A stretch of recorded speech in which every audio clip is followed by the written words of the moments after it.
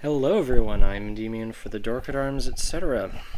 And I'm here in my ugliest of ugly Christmas sweaters, and my gold Santa hat makes me look so dignified.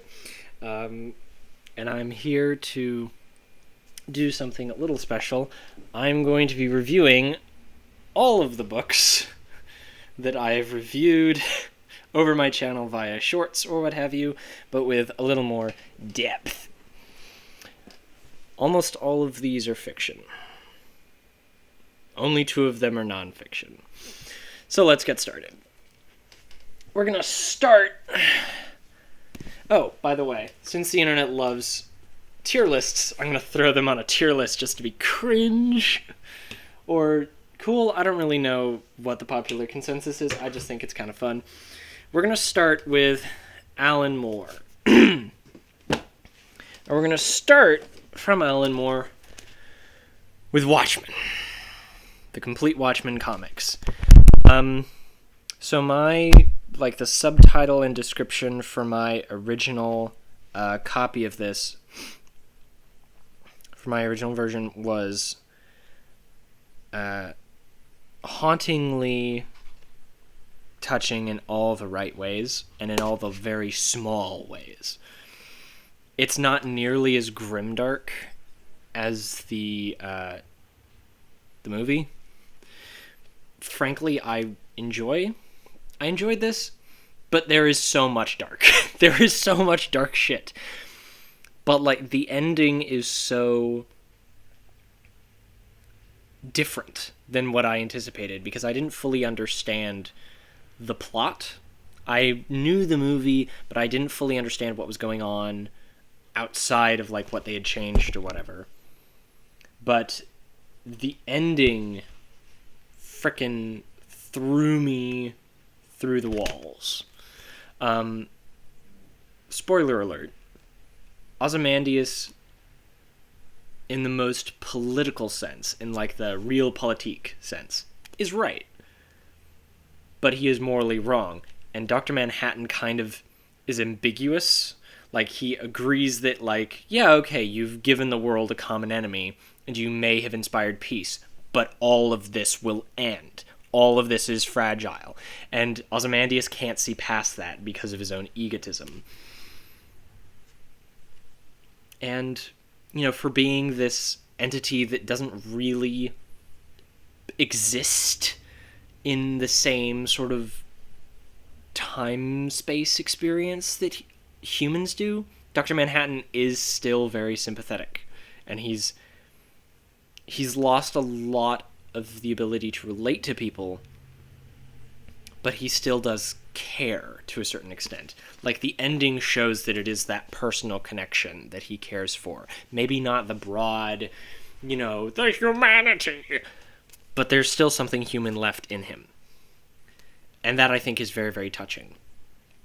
There are other people who have talked about that quite well. I know Dominic Noble for Lost in Adaptation. Great video about that. But Watchmen. I'm going to put Watchmen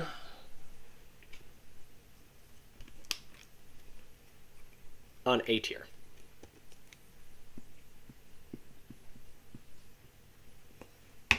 I get the feeling that A tier may be a little crowded. A tier may be a wee bit crowded. Whoop. Next is V for Vendetta. This was, I think, earlier than Watchmen in Alan Moore's career. V for Vendetta is a lot closer to my heart because it is extremely dark. It's Britain post-ethnic cleansing in a fascist dystopia. But it's also, one of the most, fantastic anti-fascist fucking texts. Excuse my language. But this and the movie, I feel like the movie also nails a lot of the central points right on the head. But we're not talking about the movie today. The comic.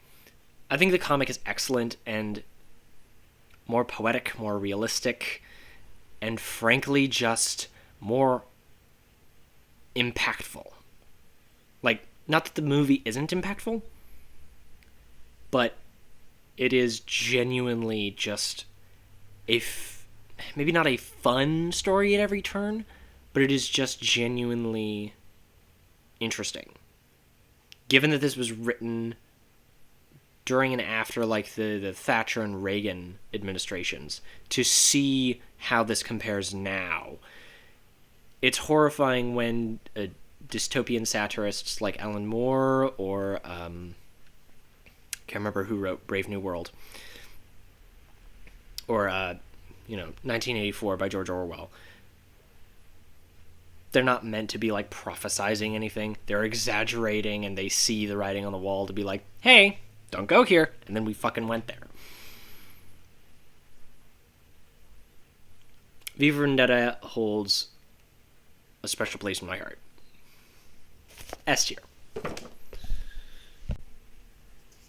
Alright.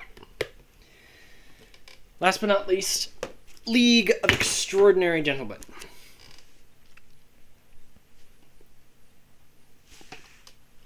This one's fucking haunting. I say haunting. This one's the most, I think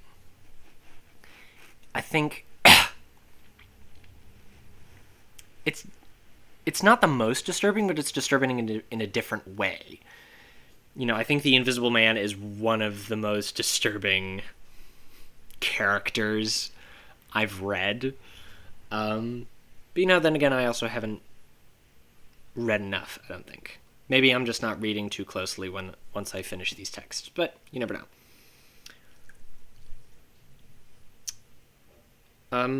I didn't really care for the romance subplot.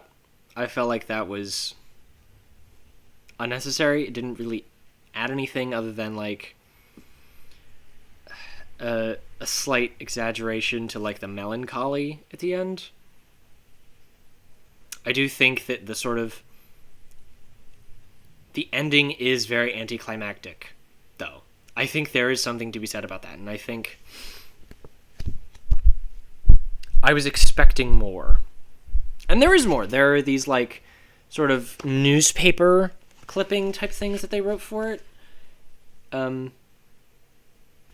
Not really adding to the story directly, but it builds out the world. And there's a lot. It ties into H.G. Wells' The Time Machine, Lovecraft, all of this different stuff.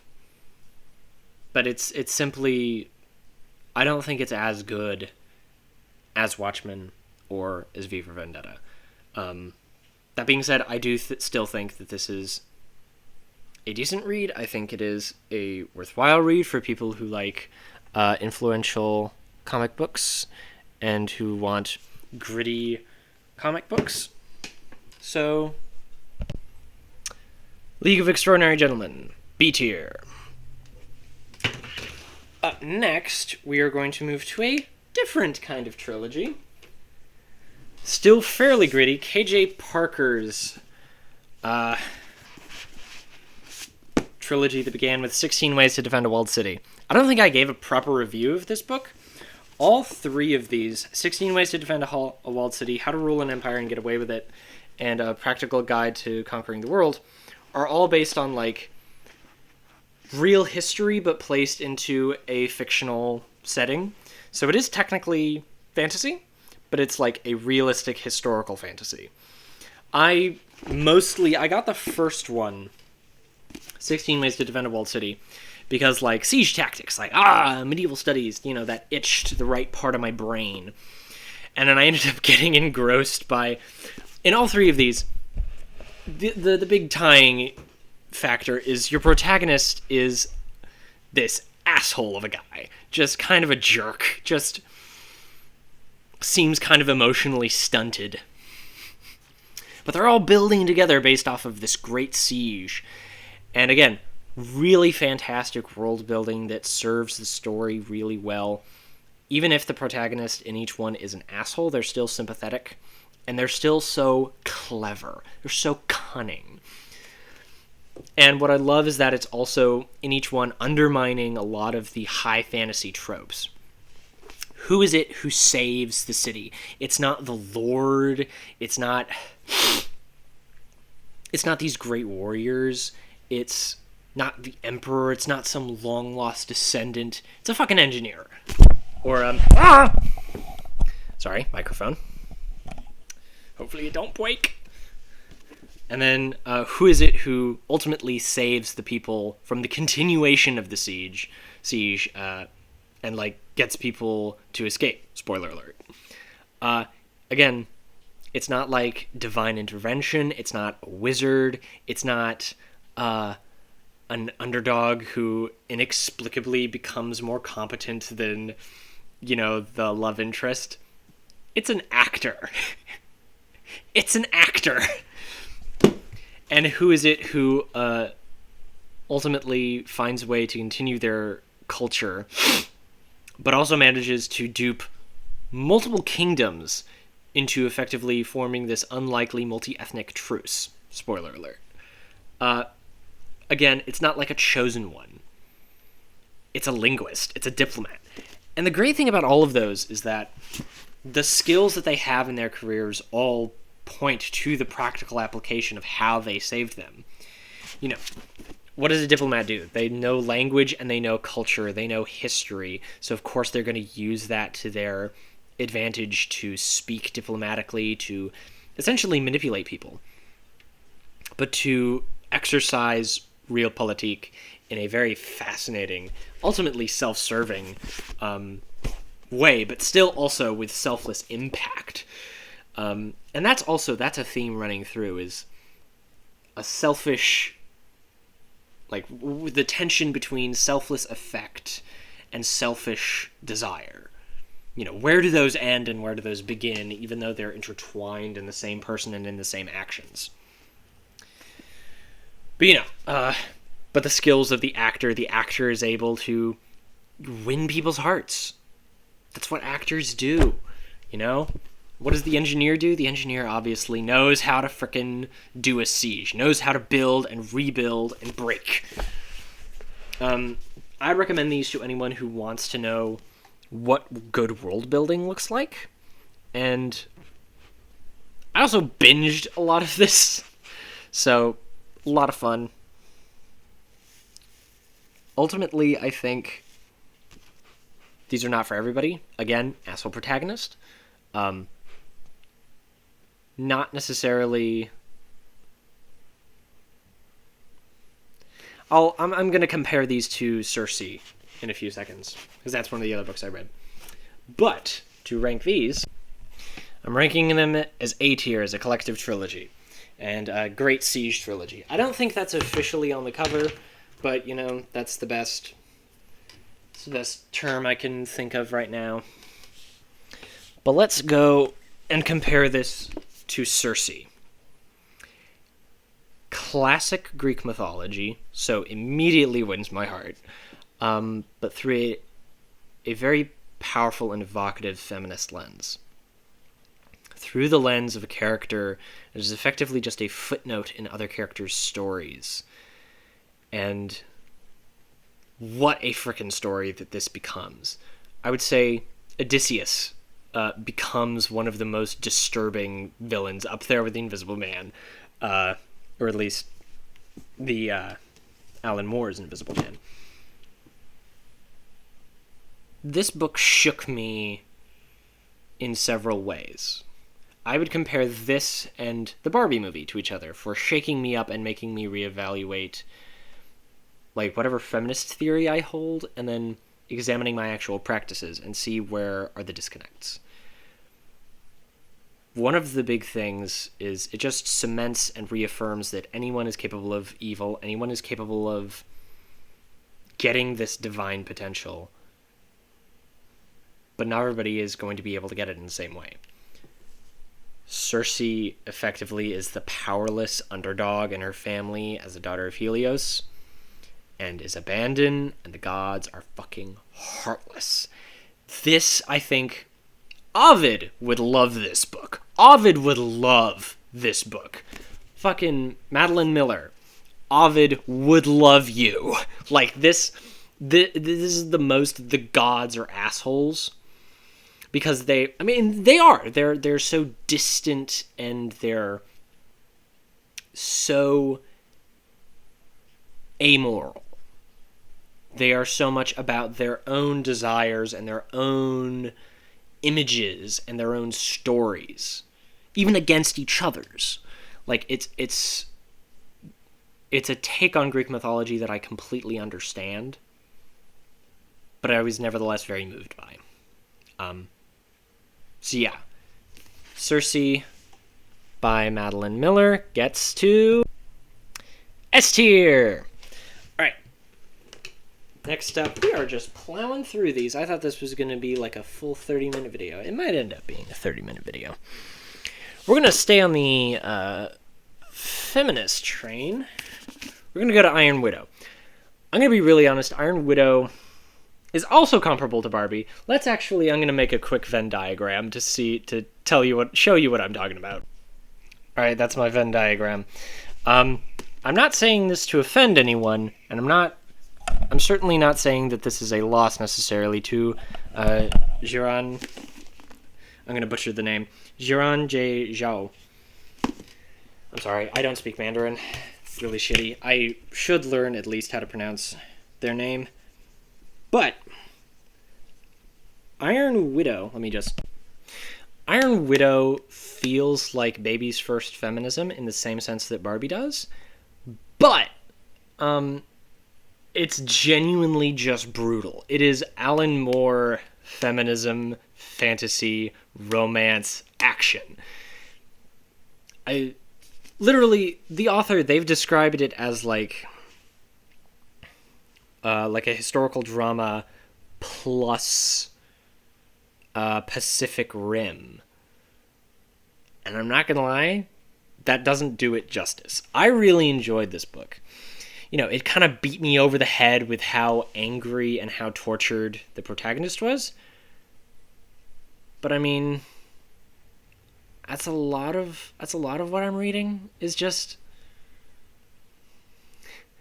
I think maybe I just read this at a time. I think maybe that just sticks in my mind just because I was reading so many stories. Again, Alan Moore, Kyoke, or Circe, and reading them is just all the protagonist suffers so goddamn much at the hands of extremely biased and extremely ridiculous power structures. Extremely corrupt, bureaucratic government work, essentially. I think maybe I was just not in a good place when I read this, but I still enjoyed it. I still really enjoyed it. And not in spite of the feminism. No. I genuinely enjoyed this. Spoiler alert. Polyamory. It's great. There's a polyamory developing by the end. It's great.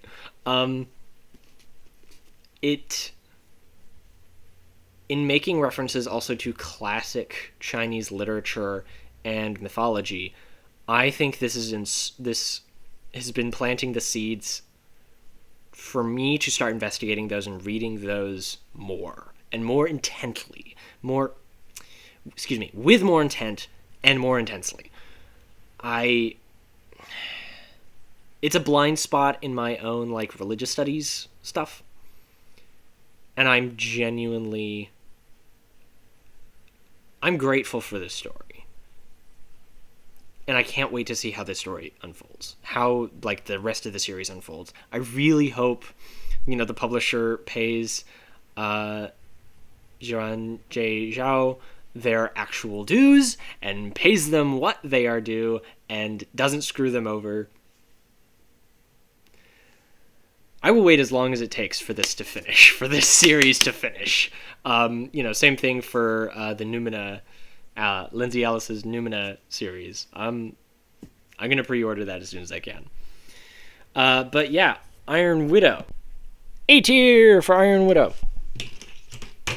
A for Apotheosis.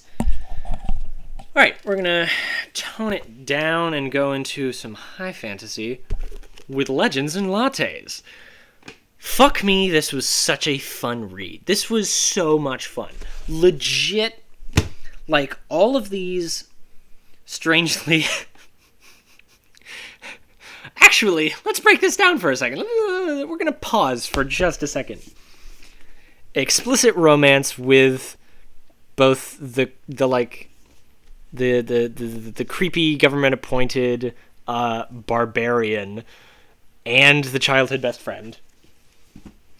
So many failed romances, and eventually finding to love the self, not in spite of loneliness, but with solitude.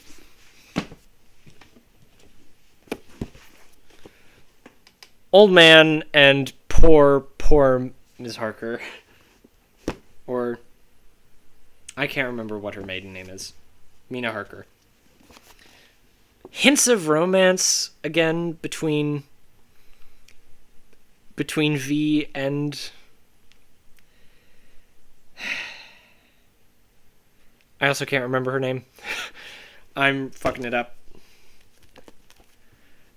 And forgiving your rapist? I know that's not the main love story of, like, oh, let's get back together, and oh man, my inhuman god boyfriend is kind of terrible for me. I'm going to get back together with the slightly pathetic, but nevertheless very, very human and relatable owl man. That's the main love story. Is her name? What is her name?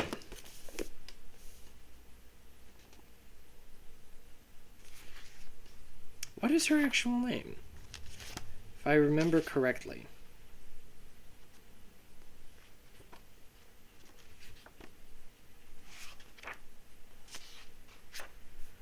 Evie. That's what it was. Evie. Fuck. I knew there was a V in there because he fucking makes a comment about it. Romances the old best friend turned arch nemesis' wife. Best friend / partner in crime, arranged marriage. Kind of hints at an enemies to friends to lovers. Never actually gets fulfilled, so this is the exception. But Legends and Lattes blows him out of the fucking water. This is so cute, and it's so much fun. It's so much fun. It's just like, it doesn't have to be this heady, exhausting political intrigue. It doesn't have to be this, like, sci-fi bullshit.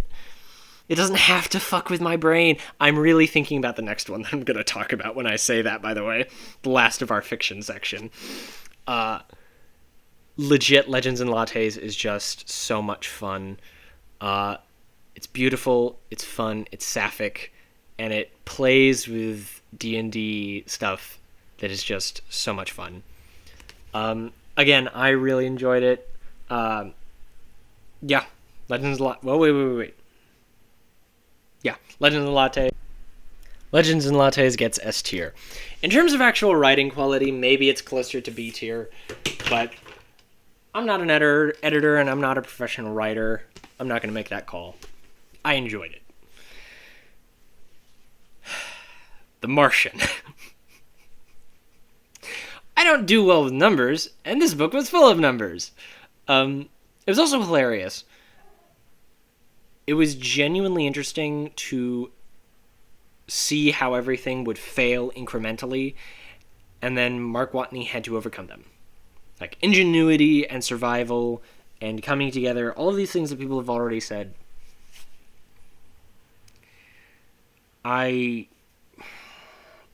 There was so much that I simply could not wrap my head around, which did depreciate my ability to enjoy the story and to enjoy the characters.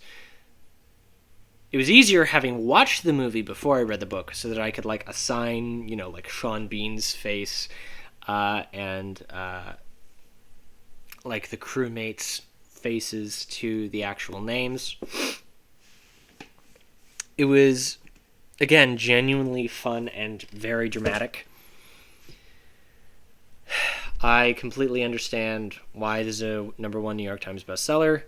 Totally get it. This is the kind of sci-fi that feels not it doesn't have to feel attainable, but it does. And on top of that, it also feels not just grounded, but it feels alive, if that makes sense. Like, not just in the sense of we could do this within our lifetime, this could happen within our lifetime. I'm saying we should have, maybe. We should have already reached this. It's kind of like if you read through, not Asimov. There was some early 60s or 50s sci-fi writer who basically talked about smartphones. Like, we have reached that. We have, for some reason, not put a lot of funding into NASA. We have to go to private corporations like SpaceX. Just fucking stupid, with all due respect. But, still had trouble enjoying this.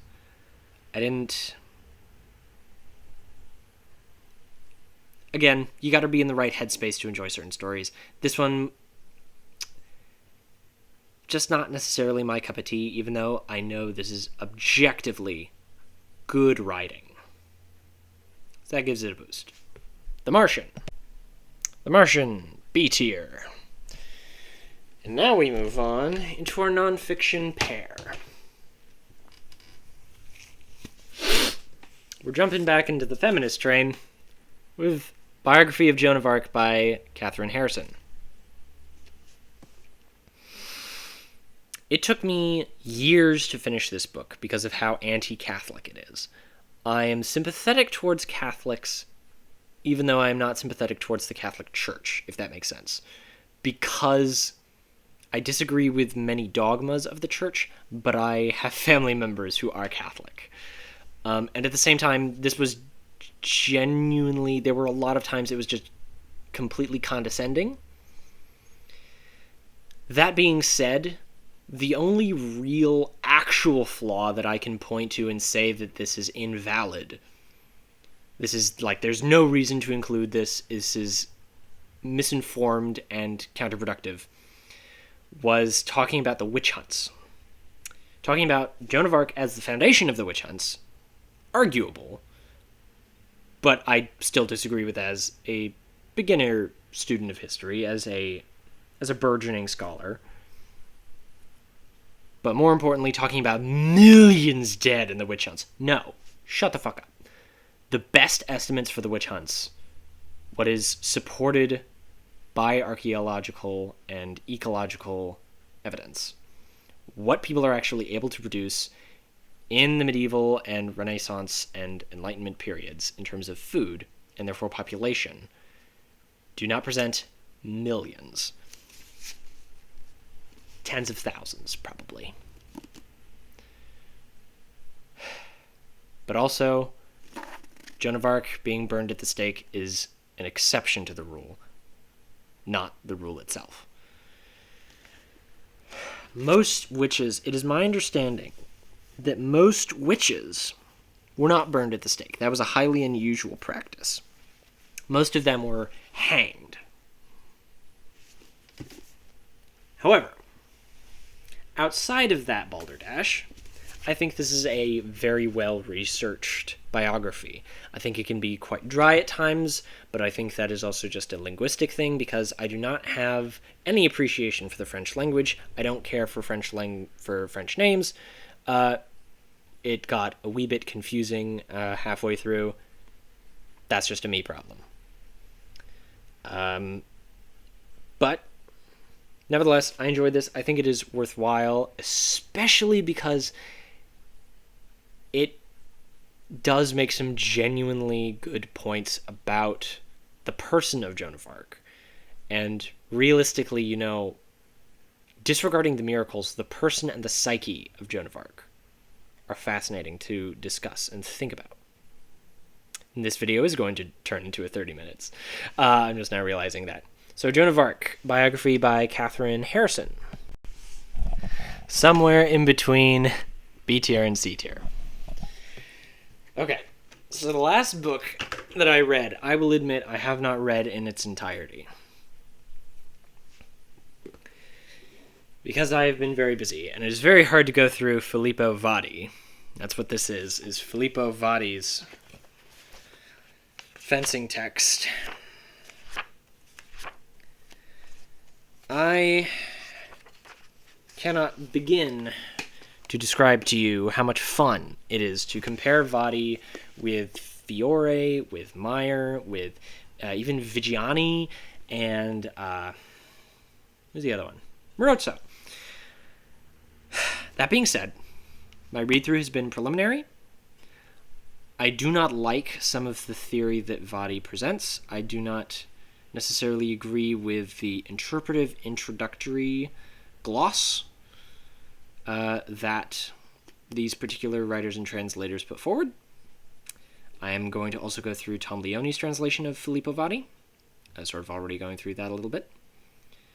And, frankly, this is just one text that I'm going to delve into further. That being said, I love me some Italian boys. And I do enjoy fencing.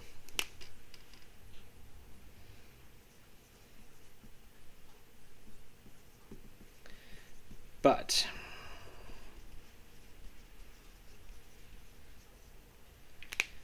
Filippo Vadi, in this version called Wielding the Light of Mars, E tier.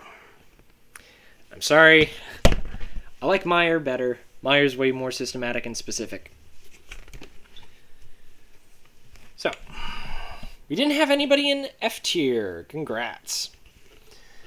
But I have been Endymion for the Dork Times, etc. These are all of the books that I read and reviewed previously on my channel, reviewed here in greater depth. If you liked content like this, give it a thumbs up and hit subscribe. And, yeah. I'll see you in the next one. Happy New Year. Happy holidays. Bye.